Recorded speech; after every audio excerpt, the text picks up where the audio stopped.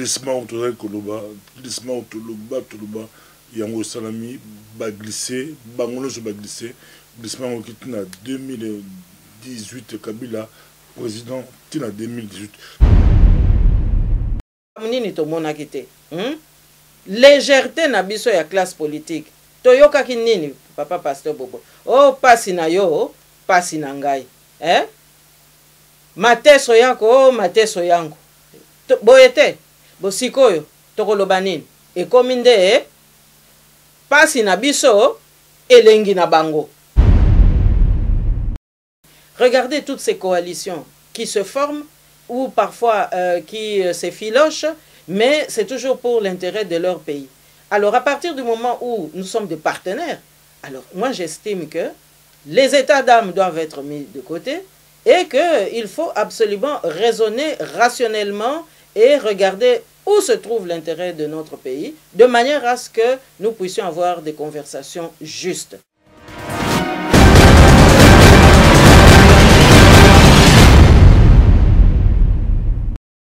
Chers téléspectateurs du micro du pasteur Bobo, partout où vous êtes à travers le monde, nous vous disons bonjour ou bonsoir, ça dépend de l'heure à laquelle vous nous regardez. C'est Bruxelles, capitale de la diaspora congolaise, mais aussi capitale de l'Europe. L'heure est très très grave. Nous sommes encore avec Madame Justine Kassavobo. Bonjour ou bonsoir, Madame Justine Kassavobo. Bonjour, pasteur Bobo. On vous suit partout à travers le monde. Comment vous vous portez? Mais très mal, hein, puisque, comme vous l'avez suivi vous-même, l'actualité nous interpelle à plus d'un titre. Que pensez-vous de l'accord signé par Kodjo, ou l'accord Kodjo signé par Kamere et la majorité au pouvoir? Écoutez, nous, au mouvement des démocrates, nous sommes très très clairs, hein, et nous considérons que ce n'est pas un accord. D'abord, tout semble être un pacte d'allégeance pour un seul individu. De surcroît, nous voyons que tous s'éloignent du respect de la Constitution pour essayer maintenant de nous établir un ordre politique nouveau. Mais je crois que les masques sont tombés et donc nous devons absolument condamner cette démarche qui ne va pas du tout dans le sens des aspirations du peuple congolais. Et je suis franchement très très étonné de voir que des organisations aussi respectables que l'Union africaine puissent prêter le flanc à ce jeu, parce qu'on s'interroge franchement. Pourquoi est-ce qu'on doit maintenant encore chercher des subterfuges pour donner encore un mandat à Kabila? Parce que là, il est évident qu'il s'agit du glissement dont tout le monde parlait depuis quelque temps. Et moi, je m'inquiète beaucoup parce que c'est une volonté manifeste de conduire notre pays définitivement à la dérive. D'ailleurs, je vous fais observer que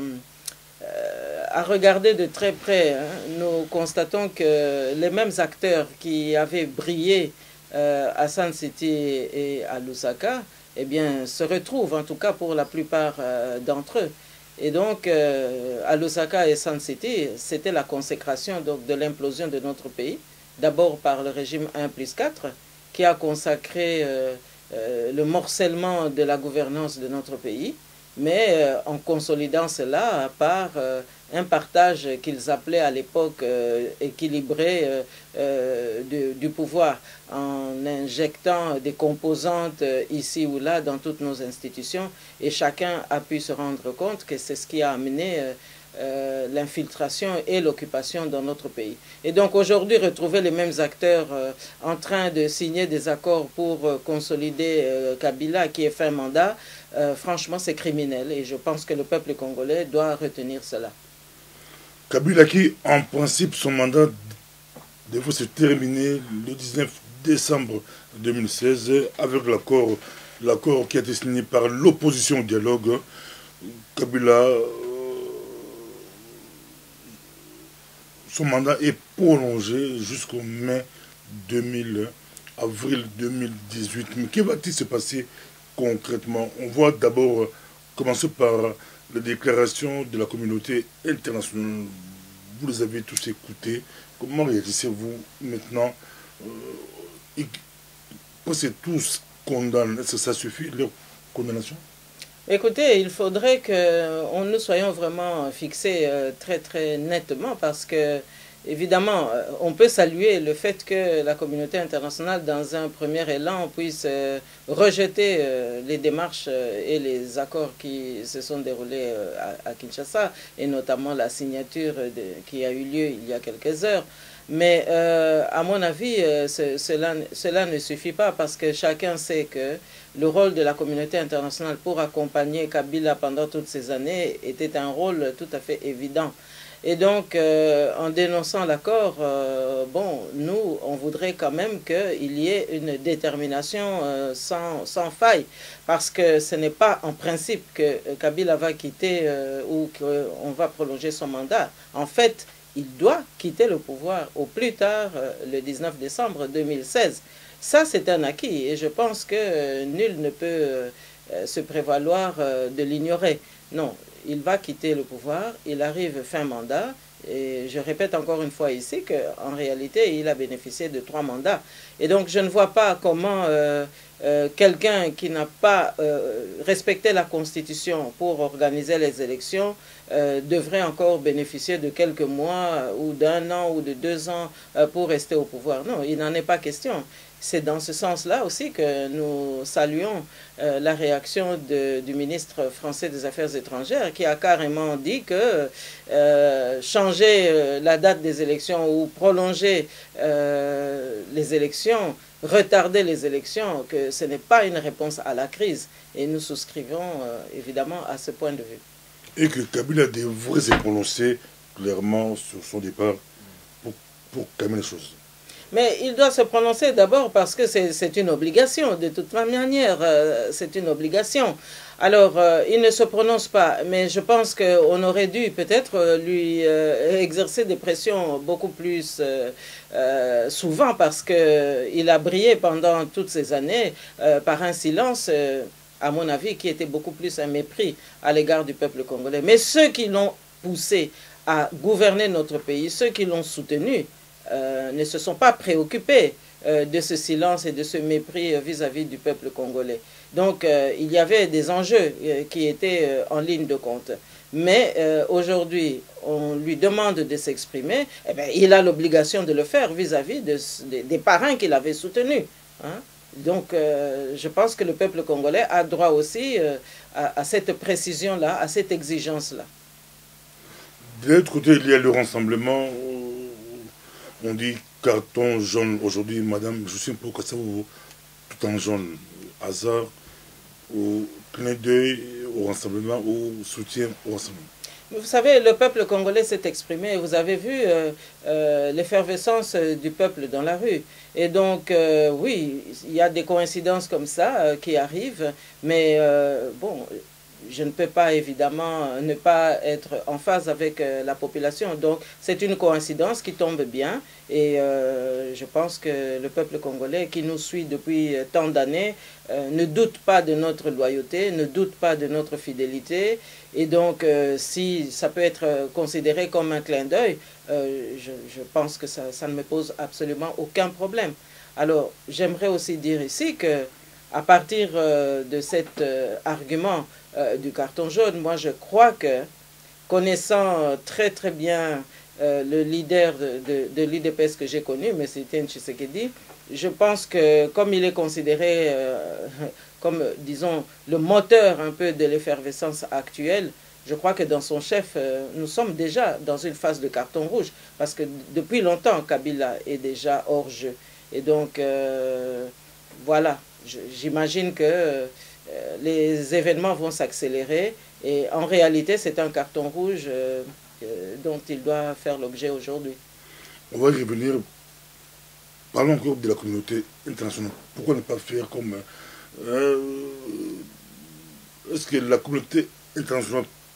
peut accentuer les pressions sur Kabila? C'est possible. Mais c'est tout à fait possible parce que, regardez, moi je vais vous donner un exemple. Pour soutenir Kabila, nous avons vu, notamment la Belgique, notre ancienne puissance coloniale, nous avons vu la Belgique ne pas se gêner de déployer tous les moyens, de mettre à contribution les médias belges, de mettre à contribution certains journalistes belges qui d'ailleurs avaient brillé en soutenant M. Etienne Tshisekedi et la lutte de la démocratisation autrefois et qui se sont convertis en soutenant Kabila sous l'impulsion de leurs gouvernants. Et donc nous avons vu la Belgique aller à la télévision pour soutenir Kabila, pour dire voilà qu'il n'y a pas d'autre choix. Nous avons vu l'Union européenne avec M. Manuel Barroso venir au Congo. Je l'ai déjà d'ailleurs expliqué un jour, en nous disant voilà dans notre Parlement pour dire que voilà le seul choix c'est Kabila et on ne peut pas tergiverser, etc. Donc l'offensive pour soutenir Kabila a été très très nette, elle a été déterminante, elle a été même humiliante pour les opposants que nous sommes. Mais aujourd'hui, pour faire partir Kabila, mais moi j'attends de cette communauté internationale qu'elle puisse déployer la même détermination pour exercer des pressions. Se contenter de communiquer, à mon avis, ça c'est pour nous nettement insuffisant. Parce qu'évidemment, quelqu'un qui ne connaît pas le pays, qui est venu comme ça et qui n'a pas du tout un cursus et à qui on a confié les rênes d'un pays aussi grand que le Congo, eh bien aujourd'hui, considérer que simplement des pressions peuvent suffire, mais ça ne suffit pas. Puisque pour le soutenir, il a fallu une mobilisation. Et donc pour le faire déguerpir, il faut également une mobilisation. Quoi par exemple, concrètement, quel genre de sanctions, quel genre de mobilisation? Mais regardez, lorsque l'Europe et d'une manière générale tous les pays Schengen s'étaient accordés pour rejeter le régime de Laurent Gbagbo, eh bien, qu'est-ce qui s'est passé? À l'époque, c'était encore M. Yves Le Terme qui était le Premier ministre belge ici. Eh bien, on a vu successivement toutes les institutions européennes fermer la porte à tous les représentants du gouvernement de M. Laurent Gbagbo. Et c'était un étouffoir qui a été très efficace parce que, à un moment donné, M. Laurent Gbagbo, qui avait toutes ses raisons de se mobiliser et de revendiquer ce qu'il était en train de revendiquer, c'est-à-dire à sa manière la vérité des urnes dans son pays, eh bien, à un moment donné, il a été fortement handicapé parce que toutes les portes à l'extérieur étaient fermées. Eh bien, je crois que ça, ce sont des pressions tout à fait efficaces. Hein, que M. Kabila envoie des émissaires qui ne sont pas reçus, eh bien, ça c'est un message qui passera très très bien. Qu'il envoie qui ici ou qui là-bas, eh bien, si toutes ces personnalités ne sont pas reçues, ne sont pas prises en considération, eh bien, à ce moment-là, je crois que le message marchera. Parce que il faut quand même se rappeler que Kabila a pu gouverner notre pays en se moquant des Congolais, tout simplement parce qu'il a bénéficié de tous ses soutiens, qui n'avaient pas du tout d'état d'âme pour chercher à savoir si les nationalistes que nous sommes et qui réclamons notre souveraineté et qui revendiquons plus de démocratie, plus de respect des droits de l'homme, si nous avions raison ou pas. Et donc on l'a soutenu parce qu'il répondait à un certain moment à leurs intérêts. Alors moi je suis là pour dire que le peuple congolais devra élire demain des dirigeants qui vont effectivement collaborer avec la communauté internationale, mais avec des règles claires et dans une respectabilité réciproque. Dans la communauté internationale, il y a aussi la petite Belgique. Dans l'émission passée, vous avez fustigé les rôles des libéraux belges. Beaucoup de personnes vous ont suivi, bien que c'était en Lingala. Mais maintenant, est-ce que c'est encore possible de composer avec la communauté internationale, avec les libéraux belges qui sont au pouvoir? Mais évidemment, nous n'avons jamais fermé la porte. Et c'est justement ce qui nous étonne. Moi, je n'ai fustigé personne. J'ai simplement mis en lumière les difficultés qui sont les nôtres, mais aussi les complications qui ont été les nôtres au cours de toutes ces années, pour expliquer, notamment à partir du leadership de l'opposition qui était le nôtre, c'est-à-dire le leadership de l'UDPS avec à sa tête M. Etienne Tshisekedi. Suite à vos questions, j'ai expliqué la genèse des difficultés qui faisaient que nous étions en mal de gouvernance, tout simplement parce que l'opposition n'a pas bénéficié des mêmes relais. L'opposition n'a pas bénéficié des mêmes relais que Kabila. Et j'avais aussi expliqué que la seule poussée positive, disons, qu'on a eue en termes d'évolution des institutions, c'était tout de même une poussée qui a eu lieu lorsqu'il y avait la majorité sociale chrétienne socialiste. Et que les difficultés ont changé de nature lorsque les socio-chrétiens sont allés dans l'opposition. Donc moi je n'ai fustigé personne, et d'ailleurs j'ai pour preuve le fait que nous avons tant de fois demandé des audiences à la tête du MR, par exemple, le mouvement des libéraux francophones belges, notamment le 13 novembre 2014, il y a un email que nous avons adressé à M. Olivier Chastel, qui devenait à ce moment-là le président des libéraux. Nous avons donc tendu la main, mais à ce niveau-là, eh bien, nous n'avons jamais reçu de réponse. Je pense que chacun peut vérifier ces emails. Ils verront bien que nous avons demandé une audience à la présidence du MR, mais on ne nous a jamais répondu. Donc, la difficulté, ou en tout cas, nous, dans l'opposition, et singulièrement le mouvement des démocrates, nous avons toujours cherché la collaboration avec tous les partenaires belges. Hein. Et j'irais même jusqu'à dire qu'avec M. Daniel Ducarme, nous avions de très bonnes relations. Et l'impulsion de la collaboration avait été bien lancée avec M. Daniel Ducarme. Mais malheureusement, lorsqu'il a quitté la présidence du MR, ou du PRL, qui est devenu MR après, cette impulsion-là s'est effilochée sans que je puisse m'expliquer pourquoi. Donc, je pense que ce n'est pas du côté des Congolais qu'il y a des problèmes, puisque nous sommes un pays en quête de développement, donc nous avons absolument besoin de tout le monde, mais nous constatons qu'il y a parfois des décalages dans la volonté de construire ensemble. Et à partir du moment où nous sommes quand même conscients que nous avons un pays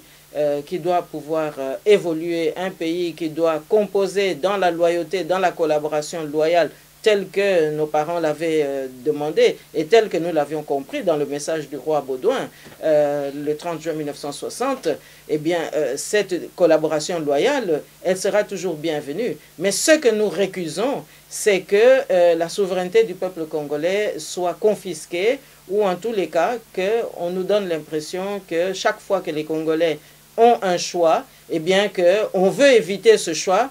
pour nous imposer d'autres candidatures qui ne répondent pas aux critères des aspirations du peuple congolais. Regardez, le MR, bon, puisqu'il faut citer les choses, a soutenu Kabila. Mais est-ce que Kabila a été le choix des Congolais? Kabila n'a pas été le choix des Congolais. Lorsque Kabila est venu ici en Belgique, invité au Sénat belge, alors qu'il n'est même pas le fils de Laurent Désiré Kabila. Donc vous voyez que l'imposture a été vraiment accompagnée. Alors, qu'est-ce que nous pouvions faire? Et qu'est-ce que nous pouvons faire aujourd'hui? Si ce n'est que aider nos amis belges à se réveiller, à ouvrir les yeux et à se dire que ça ne peut pas continuer. Il faut que, main dans la main, le peuple congolais sente qu'on le comprend. Que le peuple congolais sente qu'il peut faire confiance aux uns et aux autres. Et non pas qu'à chaque étape décisive de notre processus de démocratisation, nous ayons l'impression que, eh bien, c'est plutôt un jeu de COP qui doit s'effectuer plutôt qu'un jeu de collaboration loyale entre des partenaires qui se respectent. Un peu dans le style où M. Karl de Gucht l'avait quand même un peu lancé à sa manière, en nous réveillant, nous Congolais, pour dire, voilà, écoutez, les choses ne sont pas de nature à nous aider, à vous accompagner, parce que, eh bien, Kabila n'est pas l'homme que l'on croit. Eh bien, lui, c'est un libéral flamand. Eh bien, si, au moins en Belgique, on l'avait suivi, je crois qu'aujourd'hui, nous en serions à un autre schéma, voyez-vous. Mais j'ai eu aussi à l'expliquer, Karl de Gucht a été mis de côté par des phases successives, hein, d'abord dans son parti, et puis à l'Union européenne, puis à la Commission européenne. Et donc, ça montre bien que nos choix n'étaient pas nécessairement les choix de ceux qui dirigeaient la Belgique à ce moment-là. À l'état actuel des choses, quels sont les moyens que vous disposez pour faire partir Kabila qui lance presque un défi Kabila qui s'accroche, Kabila qui refuse, Kabila qui restera président selon leur accord au-delà de décembre 2016. Kabila sera président avril 2018. Quels sont les moyens que vous disposez pour faire partie de Kabila? Carton jaune, oui, mais l'efficacité. Oui, mais l'efficacité, c'est d'abord la sincérité de nos partenaires. Parce qu'ils ont été déterminants, comme je viens de le dire il y a un instant, pour soutenir l'imposteur. Donc maintenant, ils doivent aussi être déterminants pour soulager le peuple congolais. Parce que finalement, Kabila a tout eu gratuitement. Quel est ce leader congolais qui a pu bénéficier d'une gouvernance de manière aussi gratuite? Personne. Donc, il a eu les soutiens, il a eu l'accompagnement, il a eu à voler parce qu'aujourd'hui, on parle des Panama Papers, mais apparemment, ça n'émeut personne parmi ceux qui ont été signés ce pacte d'allégeance à Kabila il y a quelques heures. Et donc, voilà quelqu'un qui a vraiment trompé l'opinion et puis qui a tué. Rappelez-vous quand même, lorsque nous fêtions le 50e anniversaire et que Sa Majesté le roi des Belges venait à Kinshasa, mais il s'est aussi moqué de lui, parce que, écoutez, le protocole aurait dû quand même être beaucoup plus souple, beaucoup plus avenant, pour que les gens ne poireautent pas sous le soleil. Mais pourquoi est-ce que cela s'est passé ainsi? Mais tout simplement parce que Kabila devait montrer aux Belges, et donc il nargue tout le monde depuis longtemps, que l'impérium dont il dispose dans son double agenda venait de Kigali. Eh bien, c'est Sa Majesté Kagame qu'il fallait attendre. Et il a fallu que lui soit d'abord assuré que le protocole en lieu et place des invités était garanti pour qu'il puisse prendre son avion. Parce que si vous regardez bien les éphémérides de ce moment-là, Kigali-Kinshasa, c'est plus ou moins 2 heures ou 1 heure 3 quarts. Eh bien, c'est le temps qu'il a fallu pour que le roi des Belges poireaute sous le soleil. Mais voyez-vous, tout cela passe inaperçu parce que c'était finalement l'itinéraire d'un imposteur gâté et on lui a tout donné. Au nom de quels intérêts? Parce qu'il a quand même fait cela en échange de quelque chose. Et ça a échappé au peuple congolais. Aujourd'hui, est-ce qu'on doit interpréter des communiqués tout court? Parce qu'il y a quand même du passif que personne n'ose afficher ouvertement. Ou bien est-ce que c'est une première étape et que demain nous allons apprendre que la communauté internationale va plus loin? C'est mon souhait le plus cher. Je suis un peu au Kassaboubou. Baouti ko signé le Kassa wana et glissement autour Koloba, glissement Toloba, yango salami ba glissé, bangono je ba glissé, glissement au kitina 2018 Kabila président tina 2018. Tout ça madame Justine Poyo Kassavubu. Makambo tout aux dénoncés, c'est là qui prévisible. Oyebaki on voit si yoka motan yoki ke ba signer accord glissement et comme si tout oyebaki on déjà pour tout le garaminga osé kolobelango déjà. Mais pourquoi opposition bosé de makasi ko empêcher ngote pour oyebaki? Mais towuti ko limbola wana lopoto ndenge mwana oyo bazalaki ko soutenir biso na opposition mingi oza koyoka non violent biso toza bato ya minduki te toza bato ya ba principe bato tolingi état de droit bato tolingi penza tomema mboka na biso na exemple oyo ya batata na biso ndenge babundaka pe bayaka kolonga na miso ya mindele. Bon,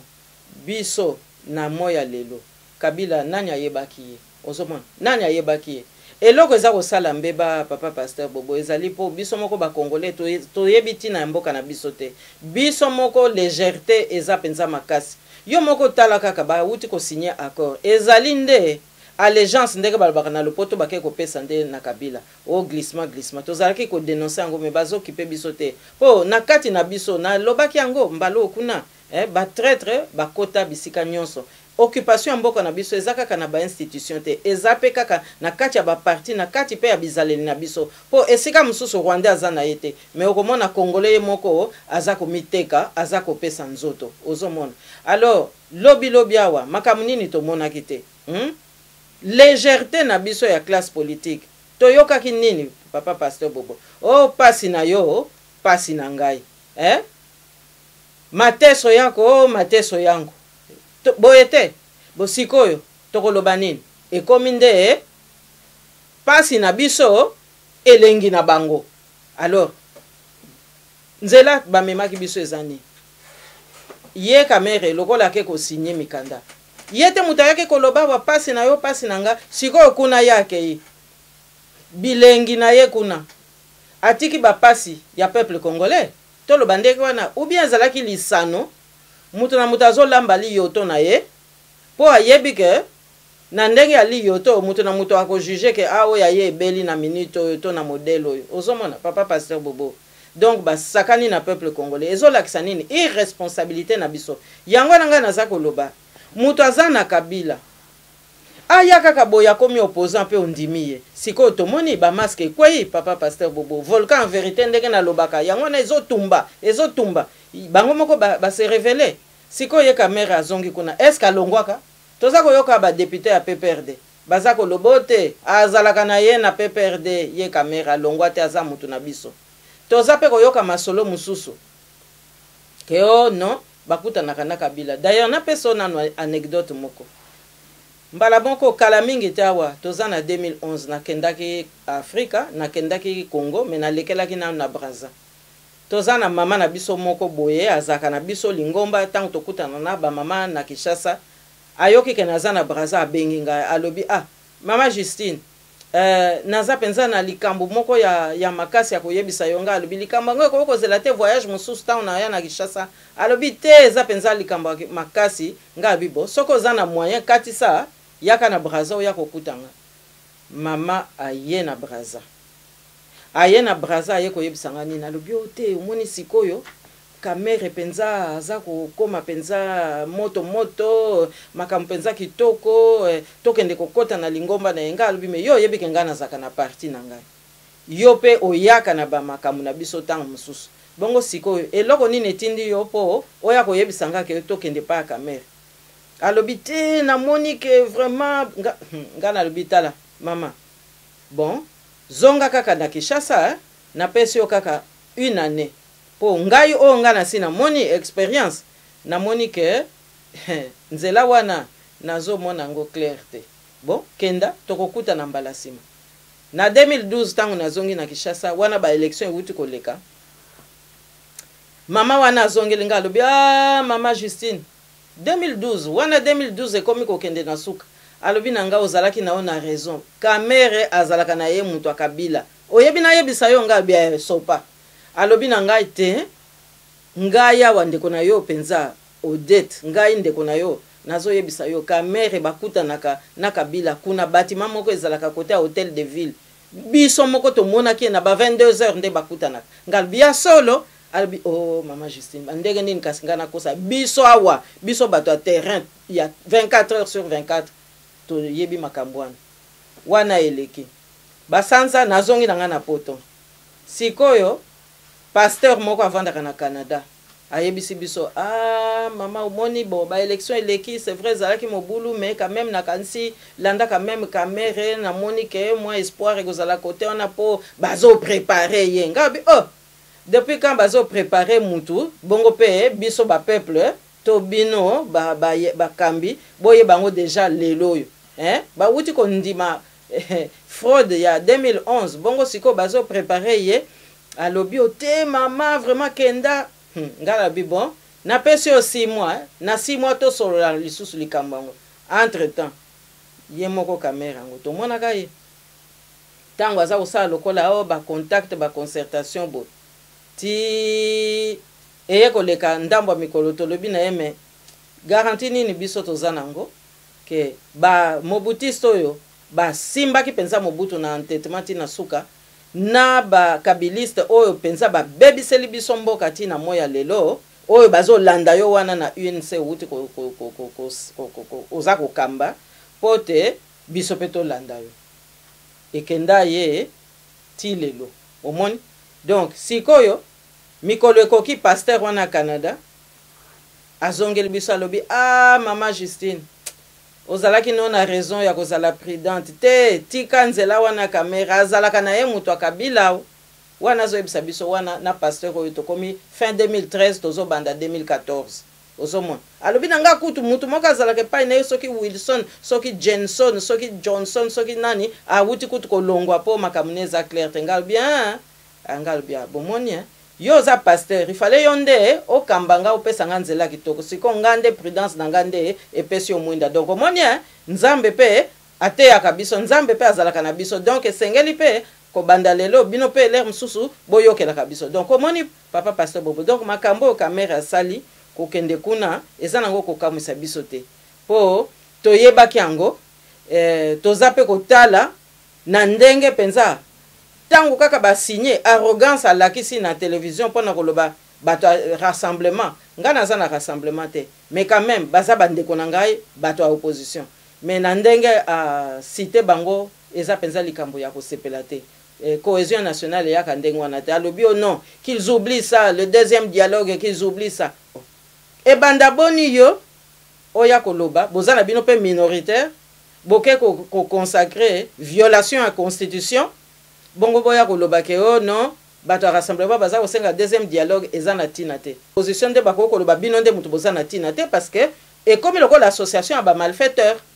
parce que bake kopesa allégeance na mutu oyo aza déjà fin mandat donc qui primature yango baza kowela ya mikolo boni papa pasteur Bobo na yo to possible bali ko na biso muklimumba na kasi osimbi eloko makasi osimbi eloko oyo olobaka pi bolobaka metam so bato musu ba comprendre mingi te de kambuya ba opposant ya 5e heure na le poto batu ba ina poko ndimo abenga lelo ya pasteur Bobo nandaka yo mingi surtout yo na mama je suis kasa Bobo soki bata fakti basomba ba vidéo na $5 biso na poto to landa kango pena to la ngo na zela kango penza abi loko moko abi tout la mama je suis pour kasa Bobo est-ce que caméra wana na gouvernement na ye bon bah c'est sûr que bino ba patriote bino ba je suis pour kasa Bobo a cause bino te ata ba helio to ebiti tam so rondima mi bango ba lobiki ba ebiki yo kokota te po balanda ka yo kokota te mi ba tout le monde tout ba ibo ba epeke tseke di pe a kokota te po ya kokota ya ngote boze bele o kokota te mais mutu nango ba besi ba ta ba geste tout ba lepe bango balanda biso eza mutu na ba tuli eza yango est-ce que ba ta ba geste ba za ba poser à 5e heure est-ce que bango ba kokoka ba tika en opposition caméra na bato na ba diriger gouvernement na bango bango ba opposition ba bousculer bango ba bingala bango na opposition to sur ba pesi ba poste ba opposer à 5e heure ba kokoya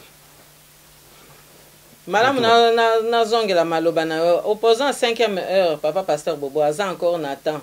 ya kobongwama po mokolo na mokolo ezaka nde na 24 heures toloba opposant ya 25e heure donc bato baye train ese pusana me balingi siko kaka bakamata penza bokambi ya train wana donc pona bato ya G7 mais papa pasteur Bobo tozolo bangwa wati bawuti epa ya Kabila balali butu boni pona ba bongwa mapenza bakoma penza ba opposant so ba opposant pourquoi penza yo bi ya butu déjà la butu papa pasteur Bobo na yebite soki démarche ya ye caméra ezali nde signal apesi na bandeko na ye oyo bazalaki na bango na Kabila po Kabila mabe mingi oyo régime na ye salib na mboka na biso ezali likambo tokoki kotika boye te bango nyonso bazalaki elongo omoni bango est-ce que ba protester tango tomoni tata mwasi ya ye Kabila kuna parce que ye Jeannette azalaki na conversation wana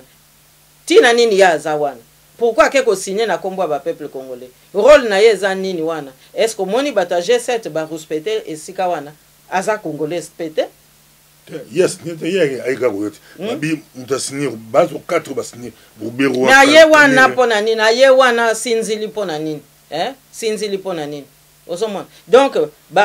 bizaleli wana eza makambo pe il faut to telemela yango donc makambo ya caméra par rapport à bata G7 biso na ndenge to yebi pona ko bakisa na lisolo na wuti ko bandawa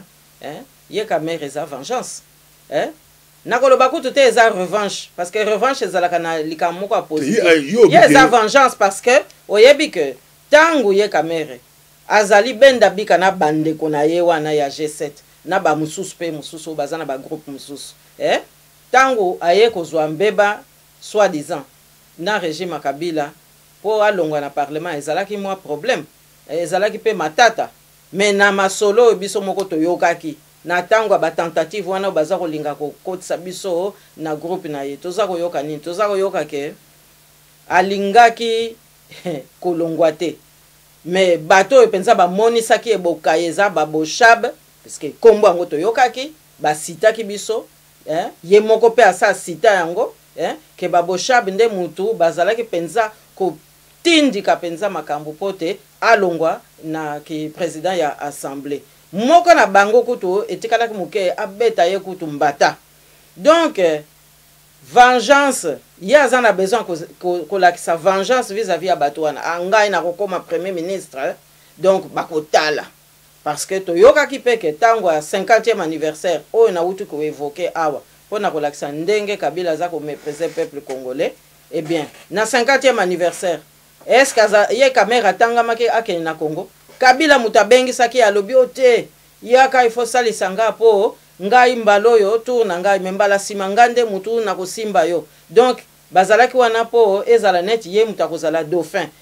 que Kabila kuta simbaki na loboko pona kolobane non naza ko tenir que ozala wa na 50e anniversaire par contre ba confrère na ye ba bosha bwana bango bazalaki na bango d'accord te donc ozomona eza ba jeu na bango alors yo ozotanga bato G7 awa mais l'air wana bango nyonso bazana na kati ya PPRD ba yebi masolo wana alors est-ce que basi ba yeko sopela biso ba opposant oyo ya rassemblement to ba opposant o bazana libanda est-ce que basi ba yeko sopela biso ngo mais totalaki nini comportement nini bango balaxé na rassemblement bango pe na rassemblement balaxaki pe exclusion ya ba congolais mususu kuna na rassemblement to moni pe bato mususu oyo ba yebani te epai ba uta to epai ba botama bakotaki na rassemblement na elongo ya bato G7 po eza bizaleli ba memi ezalaki na bango kuna na kati ya PPRD ozomona donc yango nanga naza koloba muto akoki te koya koloba o te ngai nazalaki muto a pouvoir en place sikoyo na komi opposant akoma pe opposant bo pesa ye confiance 100% sans que ça la stage yango nanga naza koloba to boyi bandeko na biso te bayoka ngai bien to boyi mutu moko te kasi ba étape ezalaka na la vie ndenge kaka tokotaka kelasi ezate na mbala moko zwi diplôme okobanda première année deuxième année troisième année ti okoya kosilisa soki pe o réussir malam soki pe okobimbola malam soki pe ndenge nini ozwi te okotosa kaka mibeko ndenge na kelasi ba comme la stage journée matata na rasi na ba 5e heure ba kamere ba la 5e heure ba tumuso ba ila ba no yobi 25e heure bon ba ila poko pena poko makasi muso za muto 5e heure a kokite akei bon bateau ba ila 25e heure ba ko masolo oyo boko pone pe logique madame po ka sabu ba bige pona ye ba opposant so ba ye moi stage ça là c'est ba tebeli ba comprendre muto abimi ka ba mo opposant ba mo soutenir ye mais bateau ba sala politique bateau ya politique par exemple ba bi non c'est un peu mon stage pour tout courir sur bambé baoute pour ta caméra qui soit poser ma poste et aux a difficile à je sais pas que ça vous mais soit qui pas battre chouchou ba ko luka ka former une phrase politique auto contre la carte pour contrôler l'élection pour tout ka ba msu ba contre la gouvernement caméra aux battu pour ba contre la carte ya masolo pour ba contrôler l'élection ça langage politique mais ça pour bandima corruption. Tout ça là, Bali Koulandabiso, les amis micro du pasteur Bobo Balbi, très très suivi partout à travers le monde, au dénoncé MDD, au PCPN.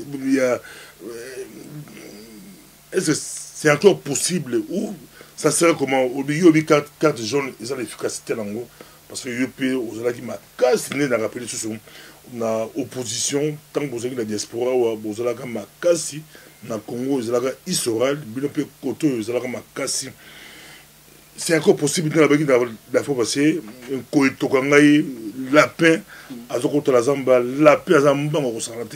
mais c'est encore possible de bloquer lapin, de kanga pesa, de bloquer Kabila d'ici le 19, force à vous en force pour tout empêcher, puis à la sûreté. koto azala mais koto azala ba maleta mbongo so abouaki ka mbongo bat bazo lokota so akima abouaki mbongo bat bali ko lokota ka ndenge ba français ba sengi à se prononcer que il y a cause la candidat ça peut faire évoluer les choses il y a beaucoup se prononcer mbongo za koloba mais aboyi ko se prononcer po ya yebi ba jeune no ya kota ki avec les uns et les autres au moni ngai na ko préciser les sources likamo quoi. Tant qu'on a une position pour défendre le peuple congolais, Papa Pasteur Bobo, quand je défends le peuple congolais, et surtout quand je remets chaque partenaire à sa place, ce n'est pas parce que nous ne voulons pas collaborer avec les partenaires, mais nous avons payé le prix fort pour cette indépendance-là. Et moi, personnellement, j'ai quand même perdu mon père, il a été sacrifié. Parce que je préfère quand même ici rappeler quand même, mais pour Batunyon Sobalandanga, lorsqu'il a été relégué et que les difficultés étaient absolument monstrueuses, eh bien, qu'est-ce qu'il a dit? Il a dit qu'il avait bien senti que le coup d'État était vraiment préparé et qu'on devait se débarrasser de lui pour profiter de ce pays-là. Alors, on ne peut pas m'interdire aujourd'hui de défendre le peuple congolais parce que c'est un droit. De la même manière que ici, chacun défend son pays. Regardez toutes ces coalitions qui se forment ou parfois qui s'effilochent, mais c'est toujours pour l'intérêt de leur pays. Alors à partir du moment où nous sommes des partenaires, alors moi j'estime que les états d'âme doivent être mis de côté et qu'il faut absolument raisonner rationnellement et regarder où se trouve l'intérêt de notre pays, de manière à ce que nous puissions avoir des conversations justes. Donc celui qui peut prendre d'un mauvais côté ma détermination et la force que je mets dans la défense des intérêts du peuple congolais, ben ça veut dire que lui-même est complice de la misère dont notre peuple est victime depuis longtemps. Donc moi je répète encore une fois que la collaboration loyale, bienvenue, mais les souffrances du peuple congolais à leurs dépens, ça non. Et c'est pour ça que nous nous battons. Donc, pour la raison que les Lobanayo, na lingala, na rolobani ni Papa Pasteur Bobo. Na rolobake, oui, lapin, ce qui lapin. Kabila aleki Mobutu na makasi te. Mobutu nde mutu azalaki awa, na yo Papa Pasteur Bobo. Ozalaki na ba étude na kanisi kalate na ba période wana biso nyonso toza komona ndenge Mobutu kaka ba oyo toza na bango na bamboko oyo ndenge bazalaki kosiba ye na kombo ya est ouest guerre froide yende muta ko batela occident contre communisme mais tango baye ko la panda ke pona Mobutu en tout cas esili suka Mobutu akendeki et pourtant Mobutu azalaki na makunzi moko penza ya kosakana te nana kokaki ko pika pende na liboso ya Mobutu ezalaki Mobutu soka asali mfoin na buta ko loba wate même ba opposant tango bazako ya wana poto soki kaka Mobutu asali mfoin soki bo tungisi ete ngaya wana ko tungisa bino na likambo okomona opposant ye wana pe azui problème donc Mobutu azaki makasi ko leka mwana oyo et puis Mobutu référence na géographique ezalaki quand même mboka na biso mais ka mwana oyo toyebi ete pa ya uti même Laurent Désiré Kabila kuna pa yazali ngana sola kana Laurent Désiré Kabila avant tindanga yawa na poste ambassadeur mwana wana za mwana na ete ngai balakisaki ngai famille ya Kabila po avant ngana ya awa famille ya Kabila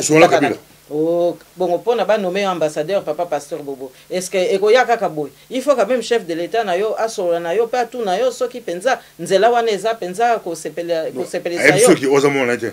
famille na ye ba utake mboka ti tango toza kokoma na ba mois d'août wana mois d'août eza kosila oya 1997 tozo banda septembre famille ya Kabila yaka donc avant ngana yawa na Bruxelles pona ko présenter ba lettre d'engagement de créance na roi Albert II na tikalaki komona famille ya Kabila po mutazaki directeur à cabinet ya Laurent Désiré Kabila na lerwana ezaki feu Aubert Mukendi tango famille ya Kabila zako ya bazana Pierre Victor Mpoyo oya zaki ministre à pétrole bazako kebisa Laurent Désiré Kabila balobi non lokola famille aye okokite ozala na bureau na ndaku esika moko jour bazako yebisa Laurent Désiré Kabila maloba wana ngai nazalaki na ndako ya pembe zalaka kuna na fleuve kuna penza na suka nde esika yambaka nga poto silisa lisolo ya accréditation na ngai ya na Belgique omoni mais na bana oyo nga na monaki na ba bilonge oyo mosusu balakisinga ba photo na mokolo wana mais Joseph Kabila azalaki te azalaki te ayaki na bisaka sans doute na ndenge bano baka na babota caoutchouc tant ayaki na ndenge omoni Laurent Désiré Kabila nzambe alimbisa biso mais moi mobulu ezalaki na bomoi na ye donc na banzela wana ya mbilinga boye nde mwana wana yaki na bisaka mais sikoyo vengeance nani aye ko boma Laurent Désiré Kabila osoma donc ngai famille ya Laurent Désiré Kabila balakisaki nga bilongi wana ezalaki te Jeannette toloba kutu te est-ce que toyebaki kutu ke mwasi moko akoya na kombo ndenge wana ke no aza Kabila te donc basakani na mboka na biso mingi yango wana ngai sikoyo lelo papa pasteur Bobo complot eza contre mboka na biso na makambo ebele mais complot ngo pe omoni balobaka soko omoni ndoki belela yango na biso toza kobela siko po ndoki soko si okangi ye obeleli makasi na ye pe esili yango na biso toza kobelela po ba oyo basalaki biso mabe soki ezalaki par omission bakolimbisama soki pe ezalaki na nko ebe tokozongisa makambo na nzela mais soki pe ezalaki par ignorance bayebaki te sikoyo bakoyeba nzela nini balanda po te mabele na biso oyo balukaka mpenza po bilei eza kuna ya ebele na baresource na biso po bakontinue kozwa mais bakoya kozwa ngo na ndenge moko ya masolo ya kitoko entre bango na biso omoni yo gagné biso pe to gagné mais ezali te ke baya koboma biso po babotola biso mabele ndenge barwandais baza kosala parce que makambo mosusu pe toloba rwandais baza wana mpo na nini po kaka bato ya mboka oyo baza koyiba biso na nsima ya bakagame na ya bamuseveni papa pasteur Bobo ozomwa génocide oyo biso toza nango victime nani aza kotelemela yango papa pasteur Bobo mutu te bazaka koyebisa biso awa te topesi prix kuna na docteur mécanicien oyo areparaka nzoto ya basi oyo docteur Mukwege yende akomi mécanicien donc lokola bazweli biso mécanicien donc ça suffit donc biso tokoma na biso kaka ba pièce de rechange baye wana bapasoli yo balongoli pièce bazongisi ah oui donc moni tozokanisa bino parce que docteur Mukwege ye wana azwi prix oyo ye wana toyambi ye boy mais pona kobongisa makambo oyo eza kotungisa docteur Mukwege baza kobongisa ngo te osoma donc volonté eza wapi pona kobikisa biso yango nga naza kozongela lisusu likambo ya kolobake ba parti politique ya Belgique bayebi nanu te ke toza indépendant ba mususu bayebi nanu te ba mususu bakanisi bayebi mais nzoka nde bazosala pe na nko nalobi te bango nyonso mais en tout cas muto aza de bonne foi il faut comprendre que ngaya wana za ko défendre peuple congolais na kotala te que oh non soki na ke na poste to nazwi mukanda to soki na kei na mutuelle lokola basi bazongisa mutuelle yango soki na ke na mutuelle ou bien na ke na docteur bayambika na docteur donc na sepela non wana nyonso eza ba droit ordinaire eza ba droit ordinaire ekoki kozala ekoki ko corrompre ngai te po datika na bosa na penza nzela na ngai donc ce n'est pas parce que oza kolia fritawa to ba invité okuna non toza pe na ba belge o balingi ke Congo esikwama toza pe na ba belge o baza pe ko souffrir na kombo ya Congo donc ba o wana nde bango bapesi biso maboko mais biso pe il faut na bizaleli na biso to ba pe ko pesa bango makasi pote bango pe na mboka na bango baye ba pe ko telema lika mususu pe papa pasteur Bobo pourquoi naza koloba boy totanga kia wa makambo commission d'enquête ya papa Patrice Emery Lumumba nambalo okuna elekaki na lakisaki yo ndenge nini bazaleki ko mema boîte wana pote bango baya ko lia na sima ba profiter na manipulation wana po baya ko lia na sima momoni manipulation ezalaki pourquoi parce que ba belge bango moko yebi ke tangu masolo eketi na suka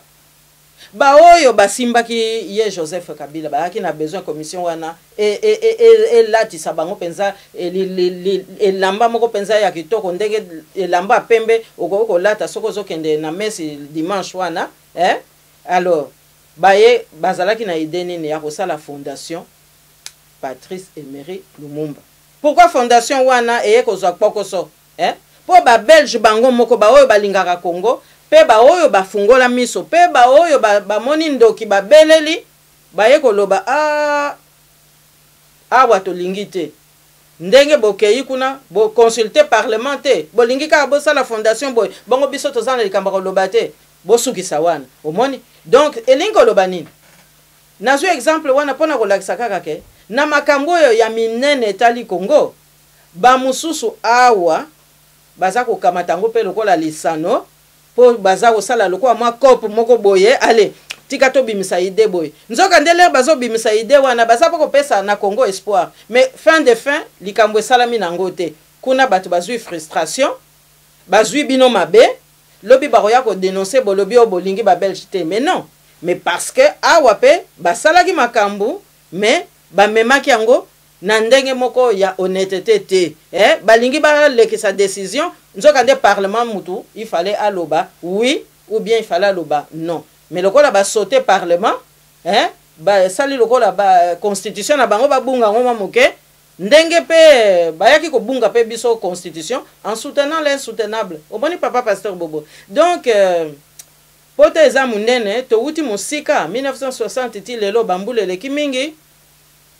batata bakufa kasi batikeli biso mabele wana ozala mongo ozala muluba ozala muswahili ozala musonge ozala mukongo papa pasteur Bobo toko bundela congolais nyonso oyo atangamiki azali mwana Congo yango wana naza koloba ba oyo baye kosala biso infiltration to occupation